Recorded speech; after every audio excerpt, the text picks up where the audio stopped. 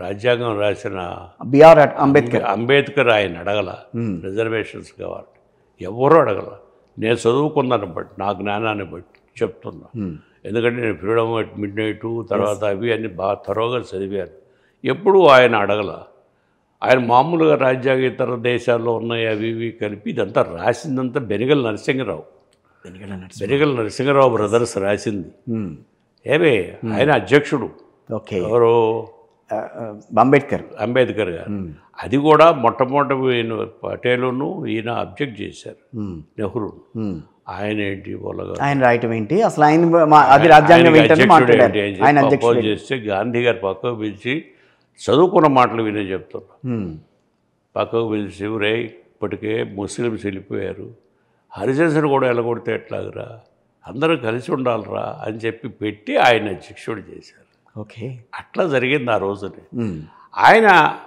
ఆయన రాశాడనే అనుకుందాం మనం, ఇంకెవరు రాశాడని అనుకో. వీళ్ళంతా హెల్ప్ చేశారు.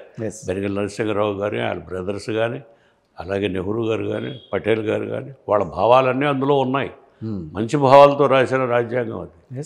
కనుక అయితే అక్కడ ఏమొచ్చిందంటే అప్పటికే కాంగ్రెస్లో కొంతమంది పెద్దలకి మనం ఈ హరిజన్లు కొన్ని రిజర్వేషన్స్ పెడదామని కోరిక ప్రపోజ్ చేశారు. వస్తే అంబేద్కర్ వాళ్ళు అపోజ్ చేశారు. ఆయన కావాలని కోరలా, నేను చదివిన దాన్ని బట్టి ఆయనేం కోరలా.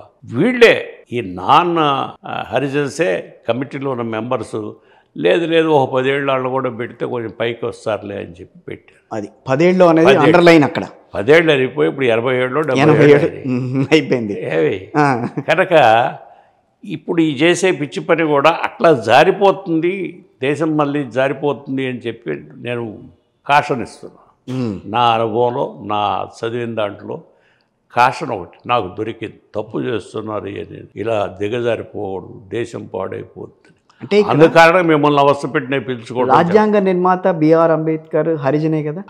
మరి ఆయనకి రాని థాట్ రాజకీయ నాయకులకి ఎక్కడి నుంచి వచ్చింది? ఆయన ఎప్పుడు అసలు నాకు రిజర్వేషన్స్ కావాలి ఎప్పుడు అల్ల ఆయన. అవును, మేము తక్కువ కులవాళ్ళు, మేము కనుక మాకు ఇదేం చెప్పి ఆయన ఎప్పుడు అల్ల. సమానయుకులు, సమానం మానవులు అని చెప్పే భావంతోనే ఆయన రాశాడు. అవును. ఇప్పుడు అందుకనే బౌద్ధిజం కావాలని కోరాడు. అందుకనే బౌద్ధిజం కావాలని కోరాడు. బౌద్ధిజం హిందూ మతం నుంచే పక్కకు వచ్చినా బౌద్ధిజం కావాలని ఆయన కోరాడు. అందులో ఆయనకేదో ఒక సొలేస్ దొరికింది.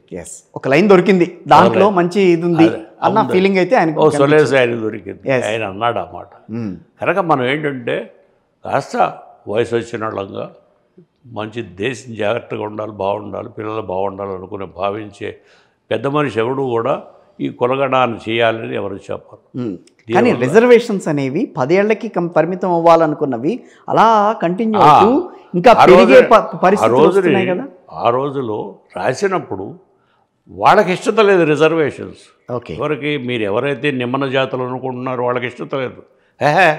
మేము తక్కువ కులం ఏంటి, మేము సమానం అనే భావమే వ్యక్తపరిచారు.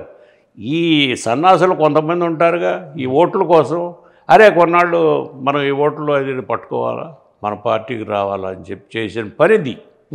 దాన్ని సరే పెంచారు, అయిపోయింది, ఇచ్చావు, ఎక్స్టెండ్ చేస్తున్నారు, ఎక్స్టెండ్ చేస్తూ ఉన్నారు. వాళ్ళ పిల్లలు